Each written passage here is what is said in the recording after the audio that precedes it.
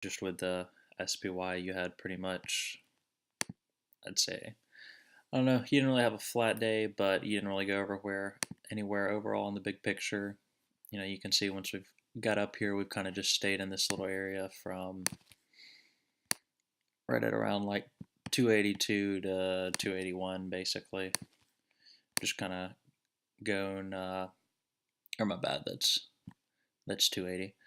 So about like 282 to 280, just kind of a range we've been in, right along in there. Day before that, we were in that range, then we gapped up out of it.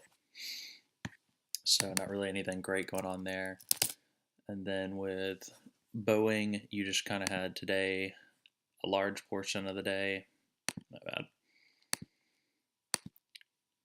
It didn't really go too much of anywhere. It moved in the morning a good bit, and then after that, it just kind of went sideways. And you can kind of see if you go, let's see, towards the end of the day, it looks like it dipped down out of it a little bit, but a lot of the trading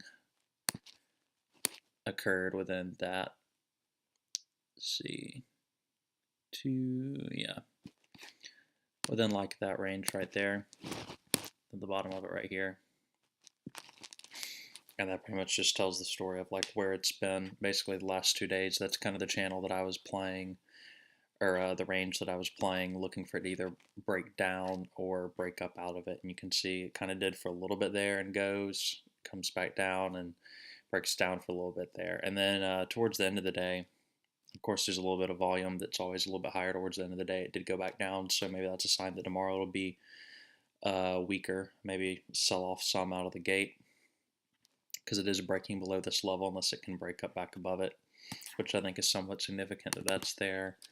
I didn't trade this one, or yeah, this one mainly I was just looking to see if it broke above that area, which is just the top of that first 5 minute candle, and it kind of did, went back down, did that some, and that last time that it went, just kind of went up for a little bit, and you could have made some money on this little run right here, and then sold when it started coming back down off of that.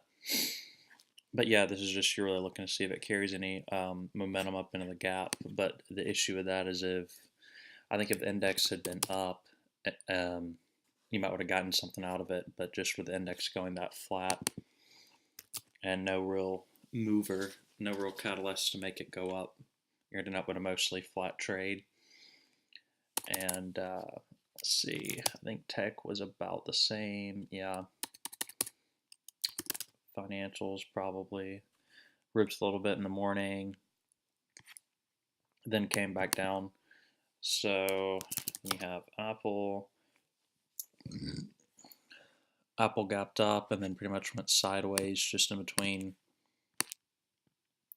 here and here. And you can see that you could have maybe shorted that off of you're looking for the top right there of that candle is what that is, and that's kind of where it bounced off of. And this would have just been real quick, like super, what is that? 183.98 to 183.42. So yeah, if you're moving some big money, then you might can make a little bit. Otherwise, no ridiculous move that can really be played off of that. Let's see if this one moved any really today. Roku just mostly a sideways day. And mainly, I just want to see what I'm looking at personally for the index is I want to see it break above these levels before I think you'll see a lot of buyers maybe come in, a lot better sentiment, and we can clearly get above these levels. Like right there, we just barely got above it and then sold back off. But we did catch pretty quick right here, which is a good sign. And so if we can get above this range, I think you'll see a lot of buyers maybe come in, a little bit of a sentiment change, a lot of the fear maybe will leave the market, because I think up until then, like with that sell-off, there was a lot of fear that came in real quick and started selling off pretty fast. So I think if you can get back above these levels, you'll see that change. I'm guessing that UVXY went back down. Yeah. And so really overall, you just had maybe a couple good plays. A lot of the day was sideways, but mainly I'm watching the Boeing, because I was thinking about taking a position in that, and you can just see kind of longer term time frame, like where a lot of the people played the gap right there. That was a really easy play, just looking for that to fill. and you're kind of seeing the top of these ranges go down towards the gap and the bottom of it touch it every day. I'm wondering if we come down and rest on it, and if we do that and start going back up, I think that'd be a good buy. And just saying that 364 level, I'm pretty sure is more than just right there. Yeah, it kind of, you can see it sells off from it there, taps it there, consolidates a little bit there, and along these ranges, taps it and sells off there. So this 364.88 level, it's not exact, but pretty close, like probably within $1.